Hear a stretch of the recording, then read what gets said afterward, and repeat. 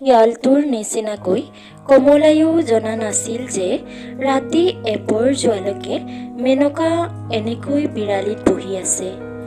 গাঁওখনৰ সকলো মানুহ শুই নিপালি দিলে বুলি ভাবি তাই হাতত হাৰে ভৰিত হাৰে ঘৰৰ পৰা ওলাই আহিছিল বাঁহনি বাৰীখনৰ ওখ ঢাপটোৰ বোৱাল গছজোপাক লক্ষ্য কৰি। গছজোপাৰ ডালত চিপজুৰি লগাই তাই আত্মঘাতী হ'ব। যোৱা এমাহ ধৰি তাই আপোনঘাতী হোৱাৰ কথা ভাবিছে, কিন্তু জীৱনৰ মমতাই তাইক বাৰে বাৰে বিধি পঠালি দিছে। কিন্তু নিজৰ লগত যুঁজ কৰি কৰি অৱশেষত তাই যেতিয়া বুজিলে যে মৃত্যুৰ বাহিৰে তাইৰ গত্যন্তৰ নাই, তেতিয়া তাই মন ডাঠ কৰি ওলাই আহিল এডাল গৰু বন্ধা তৰাৰ পঘাৰে। তেতিয়া তাই মন ডাঠ কৰি ওলাই আহিল আৰু তাইৰ ভয়ংকৰ সমস্যাটোৰ সমাধান কৰিবলৈ বুলি গছজোপাৰ ফাললৈ অগ্ৰসৰ হ'ল। পৃথিৱীত যদি তাইক ৰক্ষা কৰিব পাৰিলেহেঁতেন, তাই হ'ল বৈয়েক মেনকা। সমস্যাটো উদয় হ'বৰ দিন ধৰি প্ৰায় প্ৰতিদিনেই কমলাই মেনকাৰ কথা ভাবিছে। প্ৰায় এমাহৰ আগতে আত্মহত্যাৰ সংকল্প লোৱাৰ পিছতো এক মুহূৰ্তৰ কাৰণেও বৈয়েকৰ কথা তাইৰ মনৰ পৰা আঁতৰ হোৱা নাই। কিন্তু যি মেনকাই কমলাহঁতৰ গোটেই ঘৰখনকে কালহতৰু বুলি জ্ঞান কৰে আৰু দিনে ৰাতিয়ে সিহঁতৰ ওপৰত প্ৰতিশোধ লোৱাৰ কথাহে চিন্তা কৰি থাকে, সেই মেনকাইনো কমলাক সহায় কৰিবনে? বৰং কমলাৰ সমস্যাটো শুনাৰ লগে লগে ইমান দিনে বিচাৰি ফুৰা সোণালী সুযোগ অযাচিতে হাতত আহি পৰিল বুলি তাই আনন্দতে উৰ্বিকৃত হৈ নুঠিবনে? যি মৃত্যুৰ পৰা কমলাক কেৱল মেনকাই ৰক্ষা কৰিব পাৰে, সেই মৃত্যুৱে কেৱল কমলাক ধ্বংস কৰিব পাৰে। কিন্তু এবাৰ কমলাৰ গোপন সমস্যাটো শুনাৰ পিছত মেনকাই ইচ্ছা কৰিলে সিহঁতৰ গোটেই পৰিয়ালটোকে ধ্বংস কৰিব পাৰে।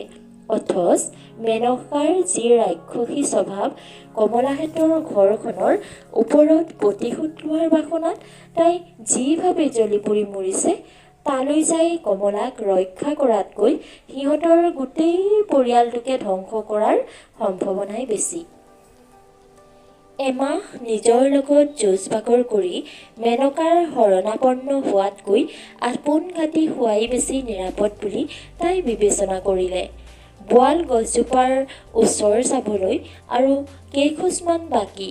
ঠিক সেই মুহূৰ্ততে মেনকাৰ চিৰ পৰিচিত মাতটো আহি কমলাৰ কাণত পৰিল। মুহূৰ্তৰ ভিতৰতে তাইৰ আত্মহত্যাৰ সংকল্প দুৰ্বল হৈ পৰিল। আকৌ তাইৰ মনত জাগি উঠিল জীৱনৰ প্ৰতি দুৰ্জয় লোভ। এই মাজৰাতিখন মেনকাই বিচনাত শুই নাথাকি বাহিৰত কি কৰি আছে? বোধহয় সৰু পানী চুবলৈ আহিছে। কিন্তু যি মুহূৰ্তত কমলাই ডিঙিত চিপজুৰি লগাবলৈ সাজু হৈছে, ঠিক সেই মুহূৰ্ততনো মেনকাই সৰু পানী চুবলৈ বাহিৰলৈ আহিব লাগেনে? তদুপৰি মেনকাই ঘৰৰ বাহিৰলৈ আহিছে বুলি কমলাই কেনেকৈ জানিলহেঁতেন? যদিহে সেই মুহূৰ্ততে শিয়ালটোৱে চোতালত ভৰি দি মেনকাৰ খং তোলাই নিদিলেহেঁতেন। এই গোটেইবোৰেই নিশ্চয় ঈশ্বৰৰ লীলা। কমলাঘাত আপোনঘাতী হৈ আওমৰণে মৰক, ঈশ্বৰে সেইটো নিশ্চয় বিচৰা নাই। তাইৰ মৃত্যুৰ মুখৰ পৰা ৰক্ষা কৰিবলৈকে তেওঁৱে নিশ্চয় এই গোটেইবোৰ ঘটনা ঘটুৱাইছে। কমলাই অনুভৱ কৰিলে যে তাই যদি আকৌ উচিত অনুচিত বিচাৰ কৰিবলৈ আৰম্ভ কৰি দিয়ে, তেন্তে তাইৰ আৰু মেনকাৰ ওচৰলৈ যোৱা নহ'ব। যোৱা এমাহ ধৰি উচিত অনুচিত বিচাৰ কৰি থকাৰ ফলতে তাই মেনকাৰ ওচৰলৈ যাবলৈ সাহ নকৰি বোৱাল গছজোপাৰ ওচৰলৈ আহিছে। উত্তেজনাত তেতিয়া তাইৰ বুকুখনে ধান বনাৰ দৰে বান্ধিছিল। তাইৰ সৰ্বশৰীৰ ধুমুহাৰ কপাগছৰ দৰে কঁপিছিল। নিজকে শান্ত কৰিবলৈ তাই দীঘলকৈ উশাহ এটা লৈ ঈশ্বৰৰ নাম ল'লে। তাৰ পিছত প্ৰায় ঢাপলি মেলাৰ দৰে গৈ মেনকাৰ ভৰিত দীঘল দি পৰিলগৈ। মেনকাই উচপ খাই উঠিল। তাইৰ চিঞৰত পূৰ্ণও হাৰ পাই উঠিছিল। কিন্তু তাই অকলেই চিঞৰ বাখৰ কৰি থকা স্বভাৱৰ লগত পূৰ্ণ ইমান বেছি পৰিচিত যে সি তাইক একো সোধাৰেই প্ৰয়োজন অনুভৱ নকৰিলে। আকৌ বোধহয় শিয়ালটোৱে আহি ওলাইছেহি। সি বাগৰ সলাই মুহূৰ্ততে আকৌ টোপনি গ'ল। ইফালে মেনকাই চিঞৰি উঠাৰ লগে লগেই কমলাই বিপদটো বুজি পাই বৌয়েকৰ মুখখন হাতেৰে টিপি ধৰি যিমান পাৰে নিজৰ মাতটো চেপি ক'লে, বৌ বৌ মই কমলা কমলা, তুমি মুখেৰে একো নামাতিবা বৌ, আগে মোৰ কথা শুনা, মোৰ বৰ বিপদ বৌ, তুমি নবচালে মোক বচাওঁতা কোনো নাই। কমলাই তাইৰ বিপদৰ কথা ব্যাখ্যা কৰাৰ কোনো প্ৰয়োজনেই নহ'ল। যি বুজিব লাগে সেই আটাইবোৰ কথা মুহূৰ্ততে তাইৰ বুজা হৈ গ'ল। আবিঐ গাভৰু ছোৱালীজনীক কিয় মৰণে মাছ নিশা হাত বাউল দি মাতে সেই কথা মেনকাতকৈ আৰু কোনে বেছিকৈ জানে। একেলগতে কেইবাটাও চিন্তা তাইৰ মনলৈ আহিল। ঈশ্বৰৰ কি ইচ্ছা, মোৰ হাত সতৰুক তেওঁ আনি মোৰ ভৰিত পেলাই দিছেহি। দিগম্বৰৰ গৰ্ব চূৰ্ণ কৰি ধূলিত মিলাই দিবলৈ ইয়াতকৈ ডাঙৰ সুযোগ আৰু কি হ'ব পাৰে। পিছ মুহূৰ্ততে তাইৰ মনত পৰিল যে তাই আজি গোটেই দিনটো কানি খাবলৈ নাপাই নৰক যান্ত্ৰণা ভুগিছে। কাইলৈকৈ যে কানিকণ যোগাৰ কৰিব পাৰিব তাৰ কোনো আশা নাই। সেই কথা ভাবি ভাবিয়ে এই মাজৰাতিলৈকে তাই বিচনালৈ যাব পৰা নাই। ঈশ্বৰৰ কি ইচ্ছা, তেওঁ দেখোন এতিয়া তাইৰ কাৰণে অতি কমেও হ'লেও 6 মাহৰ কানি যোগাৰ কৰি দিয়াৰ ব্যৱস্থা কৰিছে। তৰাৰ পোহৰত মেনকাই তাইৰ ভৰিত পৰি থকা কমলাৰ ফালে চাই সুধিলে, কেইমাহ হৈছে? মেনকাই গৰ্ভপাত কৰিব জানে। মেনকাৰ মাক মেমেৰীয়ে বিদ্যাটো শিকিছিল তাইৰ মাকৰ পৰা। মৰাৰ আগে মেমেৰীয়ে দুয়োজনী জীয়েককে বিদ্যাটো শিকাই যাব খুজিছিল। বেউলাই কোনোমতেই শিকিব নোখুজিলে। কিন্তু মেনকাই আগ্ৰহেৰে শিকি থলে। বিদ্যাটো আন একো নহয়, এবিধ বনৰীয়া গছৰ নাম। গছজোপাৰ শিপা গৰ্ভৱতীৰ তিৰোতাৰ যোনি পথেদি প্ৰৱেশ কৰাই গৰ্ভপাত কৰাব পাৰি। কিন্তু গছজোপাৰ নাম বংশানুক্ৰমে গোপনে ৰখা হয়। এই গোপনীয়তা সুনিশ্চিত কৰিবলৈ শিপাডাল প্ৰয়োগ কৰাৰ সময়ত এফাকি দীঘলীয়া মন্ত্ৰও মতা হয়, যাতে মানুহৰ মনত ধাৰণা হয় যে মন্ত্ৰফাকি বাদ দি কেৱল শিপাডালেৰে একো কাম নহয়। মেনকাই কেৱল যে গৰ্ভপাতৰ উপায়হে জানিছিল এনে নহয়। অতি সৰু কালৰ পৰাই তন্ত্ৰ মন্ত্ৰ আৰু বেজালিৰ প্ৰতি তাইৰ এটা স্বাভাৱিক আকৰ্ষণ আছিল। সিহঁতৰ অঞ্চলটোৰ 10-12খন গাঁৱত য'ত যিমান বেজ জ্ঞানী আৰু ওজা আছিল সকলোৱে ঘৰে ঘৰে গৈ আৰু হাতে ভৰিয়ে ধৰি তাই নানা ধৰণৰ তন্ত্ৰ মন্ত্ৰ শিকিছিল। মেনকাই য'ত ধৰে একেবাৰে বাঘে ধৰা দি ধৰে। কি উপায়েৰে যে তাই ভিন ভিন বেজৰ পৰা বেজ জ্ঞানীৰ পৰা ভূত খেদোৱাৰ মন্ত্ৰ আৰু নানা ধৰণৰ আহুতি বিদ্যা আয়ত্ব কৰিলে সেই কথা কেৱল তাইহে জানে। মৰিলেও আনক গুপ্ত মন্ত্ৰ শিকাব নোখোজা ওজা আৰু বেজ জ্ঞানীয়েও তাইক মন্ত্ৰ শিকাবলৈ অস্বীকাৰ কৰিব নোৱাৰিছিল। অৱশ্যে কিছুমান মন্ত্ৰ তাই নিজৰ মনেৰেও সাজি উলিয়াইছিল। তাৰ ভিতৰত এটা হ'ল দাঁতৰ পোক সৰোৱা মন্ত্ৰ। মন্ত্ৰ মাতি পোকে খোৱা দাঁতৰ পোক সৰোৱাব পাৰে বুলি 10-12খন গাঁৱত তাইৰ খ্যাতি বিয়পি পৰিছিল। এবাৰ কিন্তু তাইৰ ফাঁকিটো বৰ বেয়া ধৰণে ধৰা পৰিল।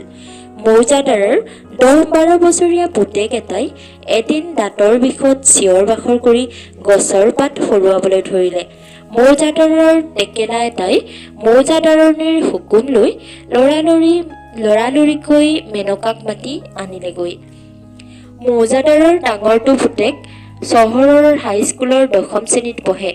পঢ়া শুনাত চোকা, বেজালী আৰু তন্ত্ৰমন্ত্ৰতকৈ আধুনিক চিকিৎসা বিজ্ঞানৰ ওপৰত তাৰ আস্থা বেছি। মেনকা আহি সিহঁতৰ ঘৰত ভৰি দিবৰ মুহূৰ্তৰ পৰা ল'ৰাটোৱে তাইৰ প্ৰতিটো গতিবিধিৰ ওপৰত চোকা দৃষ্টি ৰাখিছিল। তাই যেতিয়া মন্ত্ৰ মাতিবলৈ আৰম্ভ কৰিলে সিও ওচৰতে মূঢ়া এটা পাৰি বহি লৈ তাইৰ কাণ্ড কাৰখানা খুব ভালকৈ নিৰীক্ষণ কৰিবলৈ ধৰিলে।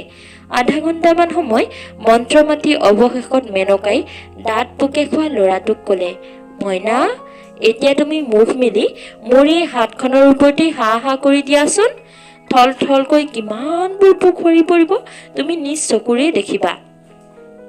মেনকাই তৎক্ষণাত মৌজাদাৰৰ ডাঙৰটো পুতেকৰ ফালে পিঠি দি তাৰ বাওঁ হাতখন ল'ৰাটোৰ মুখৰ নিচেই ওচৰতে মেলি ধৰি আকৌ মন্ত্ৰ মাতিবলৈ ধৰিলে আৰু সৰু ল'ৰাটোৱে মুখেৰে হা হা কৰাৰ লগে লগে তাইৰ বীৰতপে চিঞৰি উঠিল, চোৱা চোৱা মইনা, 1 2 3 4 5 পোক, ৱা 5টা পোক। ল'ৰাটোৰ ককায়েকে মূঢ়াৰ পৰা উঠি গৈ মেনকাৰ হাতখনলৈ চাই দেখে যে চকুৰে কোনোমতেহে মনিব পৰা কলা চানেকীয়া 5টা পোক তাইৰ হাতৰ তলুৱাত আধা মৰা হৈ পৰি আছে। সি তাৰে এটা পোক নিজৰ হাতৰ তলুৱাত তুলি লৈ চকুৰ ওচৰলৈ নি খুব ভালকৈ পৰীক্ষা কৰিবলৈ ধৰিলে। অলপ পিছতেই তাৰ মুখত বিদ্ৰূপৰ হাঁহি ফুটি উঠিল। সি মেনকালৈ চাই ক'লে, বাই, তুমি এনেকৈ ইমান দিনে মানুহৰ চকুত ধূলি দি আহিছা নহয়। হাবিত অলপ সময় বিচাৰিলে পাচি এনেকুৱা পোক বুটলিব পৰা হ'ব। তুমি এইবোৰকে আনি দাঁতৰ পোক বুলি চলাই দিছা। ৰবা, তোমাক আজি সুদাই নেৰিছো। গাঁৱে গাঁৱে তোমাৰ ঠগামিৰ কথা প্ৰচাৰ কৰি তোমাৰ বেজালি কৰাৰ ভিকাচন ভাঙিম। বিপদ বুজি পাই মেনকাই ইতিমধ্যে মনে মনে প্ৰস্তুত হৈছিল। ল'ৰাটোৰ কথা শেষ নহওঁতেই তাই ফেটি সাপৰ দৰে ফুচ তুলি থিয় হ'ল আৰু গোটেই গাঁওখনে শুনি যোৱাকৈ আতাহ পাৰিবলৈ ধৰিলে। শুনিছানে বোলো ৰাইজসকল, শুনিছানে? ভাল মানুহৰ ঘৰৰ ল'ৰা মুখত এনেকুৱা কাণত সোপা দিবলগীয়া পাপ কথা শুনিছানে? কলিকালৰ ল'ৰা হ'ল বুলি এনেকৈ উভত কৰি নাচিব লাগেনে? মাকৰ সমনীয়াৰ মানুহজনীৰ লগত এনেকুৱা ৱাইজ কথা চুপতি মাৰে। কথাবোৰ কৈ কৈ মেনকা আলিবাট পালেগৈ আৰু সমান জোৰেৰে চিঞৰি চিঞৰি কৈ যাবলৈ ধৰিলে, মই আজিয়ে ৰাইজ চপাই ইয়াৰ এটা বিহিত বিচাৰিম। ক'ত দেখিছা, ক'ত শুনিছা এনেকুৱা কথা? মাকৰ বয়সীয়া মানুহজনীৰ লগত ভাল মানুহৰ ঘৰৰ ল'ৰা এনেকুৱা নীলা চুপতি মাৰে? ভাল গোসানীজনীকে জোকাই লৈছ দেই। মই কিন্তু এবাৰ সুদাই নেৰিছো। হ'ব নোৱাৰিছে মৌজাদাৰৰ ল'ৰা। সেইবুলি শুনিলেও পৰাজিত হ'বলগীয়া এনেকুৱা পাপ কথা কৈ হাৰি যাব নোৱাৰিব। শুনিছানে বোলো ৰাইজসকল, শুনিছানে নাই? মেনকাই গৰ্ভপাতৰ উপায়টো মাকৰ পৰা শিকিলে যদিও সেইটো প্ৰয়োগ কৰি ধন ঘটিবলৈ তাই খুব কমহে সুযোগ পাইছে। জাতি বৰ্ণ সম্প্ৰদায় নিৰ্বিশেষে গোটেই মহঘুলি অঞ্চলটোৰ মানুহবোৰ ইমান ধৰ্মভীৰু আৰু সমাজৰ অনুশাসনৰ প্ৰতি শ্ৰদ্ধাশীল যে তেওঁলোকৰ সমাজত গোপন গৰ্ভপাতৰ প্ৰয়োজন হ'ব পৰা অনাচাৰ বেভিচাৰ কাচিতহে দেখা যায়।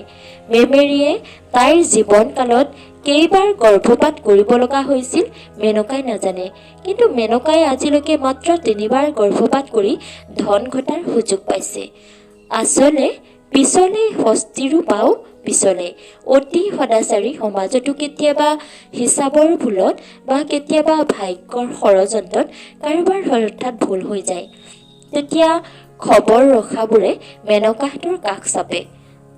আনবোৰে আত্মঘাতী হৈ সমাজৰ গঞ্জনাৰ পৰা হাত সাৰে। মেনকাই যি 3জনী ছোৱালীৰ গৰ্ভপাত কৰাব লগা হৈছিল তাৰে এজনীৰ প্ৰাণ ৰক্ষা নপৰিল। 5 মাহলৈকে তাই নিজৰ কলংক গোপনে ৰাখিছিল। যেতিয়া তাই হৈ কাঢ়িবলৈ বাধ্য হ'ল, মাক বাপেকে হাত জোৰ কৰি মেনকাৰ সহায় বিচাৰিলে। মেনকাই স্পষ্টকৈ তেওঁলোকক কৈ দিলে যে 5 মহীয়া ভ্ৰূণ নাশ কৰা বৰ বিপদৰ কথা, ছোৱালীজনীৰ জীৱনৰ সংশয়। কিন্তু তেওঁলোকৰ চকুত তেতিয়া জীয়েকৰ জীৱনতকৈ বংশৰ মৰ্যাদাৰ মূল্য অনেক গুণ বেছি। এবাৰে কলংকৰ কথা প্ৰচাৰ হৈ গ'লে তেওঁলোকৰ বাকী কেইজনী জীয়েকৰ ভাল ঘৰত বিয়া হোৱা অসম্ভৱ হৈ পৰিব আৰু তেওঁলোকে সমাজত আগৰ দৰে বুকু ফুলাই ফুৰিব নোৱাৰিব। এফালে ছোৱালীজনীৰ মাক বাপেকৰ নেৰানেপেৰা খাটনি, আনফালে ধনৰ লোভ। মেনকাই ছোৱালীজনীৰ শৰীৰত গৰ্ভপাতৰ ঔষধ প্ৰয়োগ কৰিলে। এদিন এৰাতি নৰক যাতনা ভোগ কৰি নিজৰ গাৰ পৰা ওলোৱা তেজৰ পুখুৰীতে ডুবি মৰাৰ দৰে ছোৱালীজনী অৱশেষত মৰিল। দিনত ৰাইজে দেখাকৈ মেনকাক সিহঁতৰ ঘৰলৈ নিবলৈ ছোৱালীজনীৰ মাক বাপেকৰ সাহস নাছিল। সেইকাৰণে কল কলকৈ তেজ গৈ গৈ ছোৱালীজনীৰ চকুৰ আগতে মৰিব ধৰা দেখিও তেওঁলোকে একো কৰিবলৈ উপায় বিচাৰি পোৱা নাছিল। মাজৰাতি এবাৰ মেনকাক ছোৱালীজনীৰ ওচৰলৈ নিয়া হৈছিল। মন্ত্ৰ তন্ত্ৰ কৰি কিবা কৰিব পৰা যায় নেকি এই আশাত। ছোৱালীজনী যে এনে ভয়ংকৰ অৱস্থা হৈছে সেই কথা মেনকাই কল্পনাই কৰিব পৰা নাছিল। কেৰাচিন তেলৰ চাকিৰ হালধীয়া পোহৰত তেজৰ টোঙাত লেটি লৈ থকা অচেতন ছোৱালীজনীক দেখি মেনকা থিতাতেই মুচকচ গ'ল। জ্ঞান ঘূৰি অহাৰ পিছত প্ৰথমে যিটো তাইৰ মনলৈ আহিল সেইটো এইটোৱে যে তাই এই ফুলকুমলীয়া ছোৱালীজনীৰ বধৰ ভাগি হ'ল। তাই নৰহত্যাৰ পাপত পাপী। সেইদিনাই তাই শপত খালে যে এতিয়াৰ পৰা 1000 ধন সোণৰ বিনিময়তো তাই নিজে নিৰাপদ বুলি বিবেচনা নকৰিলে কোনো ছোৱালীৰ গৰ্ভপাত নকৰে। সেইকাৰণে কমলাৰ উদ্দেশ্যে তাইৰ প্ৰথম প্ৰশ্ন আছিল, কেইমাহ হৈছে?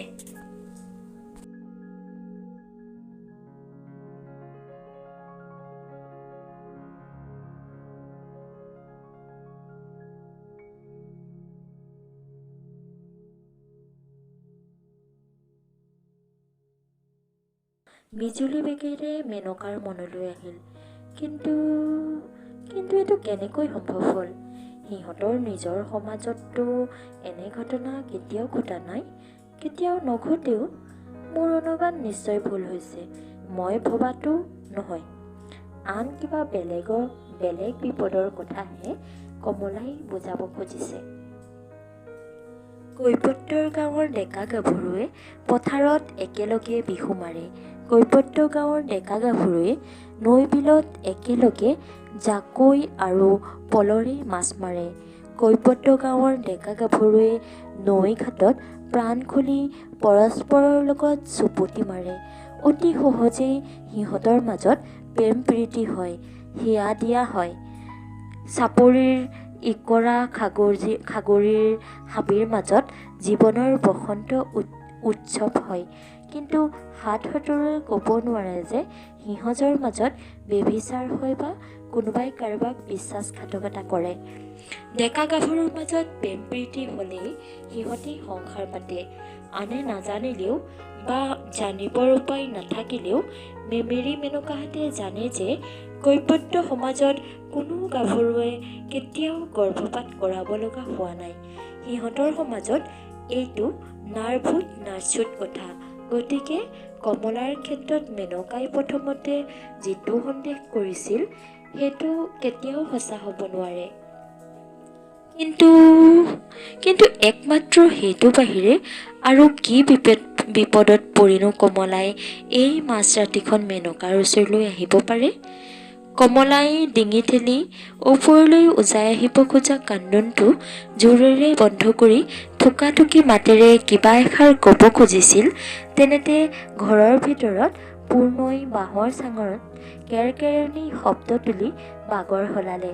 কমলা তৎক্ষণাত সাৱধান হৈ গ'ল। তাই বুজি পালে যে ইয়াত কথা কোৱা নিৰাপদ নহয়। মাটিৰ পৰা উঠি তাই বৌয়েকক কাণত ফুচফুচাই ক'লে, বৌ, তোমাৰ ভৰিত ধৰি কাকুতি কৰিছোঁ। চোতালৰ সিমূৰলৈ যাওঁ ব'লা, বৰ ডাঙৰ কথা ক'ব লগা আছে। মেনকাৰ উত্তৰলৈ বাট নাচাই বৌয়েকক প্ৰায় টানি নিয়াৰ দৰেই বাঢ়নি বাৰীৰ ঢাপটোৰ ওচৰলৈ লৈ গ'ল।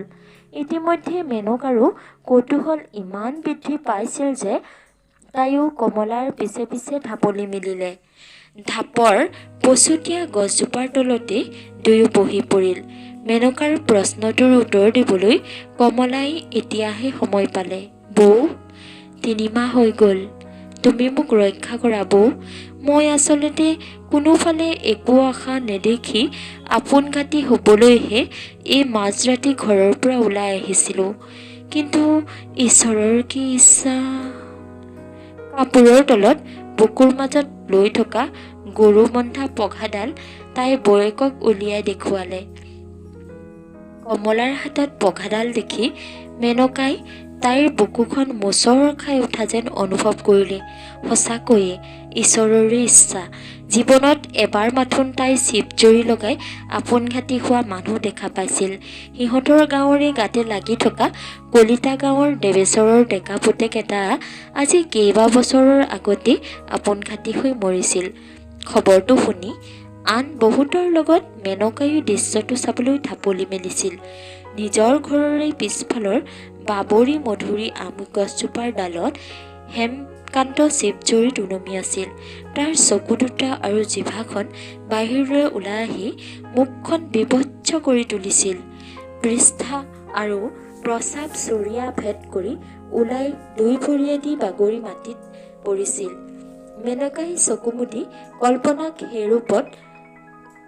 কমলাক সেই ৰূপত কল্পনা কৰিলে। লগে লগে তাইৰ মূৰৰ পৰা তালুৰলৈকে ভৰিৰলৈকে এটা আতংকৰ শিহৰণ বৈ গ'ল। চকু মেলি তাই কমলাৰ মুখলৈ চালে। কিন্তু মানুহটো কোন? ইতিমধ্যে কমলায়ো আগতকৈ বহুত শান্ত হৈ পৰিছে। মেনকাৰ মুখখন দেখিয়ে তাইৰ মনলৈ জীৱনৰ আশা পুনৰ ঘূৰি আহিছে। সকলো সময়তে সমস্ত বিশ্ব সংসাৰৰ বিৰুদ্ধে খঙত গুজৰি গুমৰি থকা মানুহজনীৰ মুখত অন্তত ঠিক সেই মুহূৰ্তত কমলাৰ প্ৰতি গভীৰ সহানুভূতিৰ বাহিৰে আন একোৱে চিন তাই দেখা নাপালে।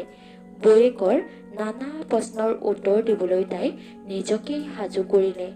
তলমুৱা হৈ হাতেৰে মাটি চিকুটি কমলাই উত্তৰ দিলে, মহঘুলি গাঁৱৰ মণিৰাম।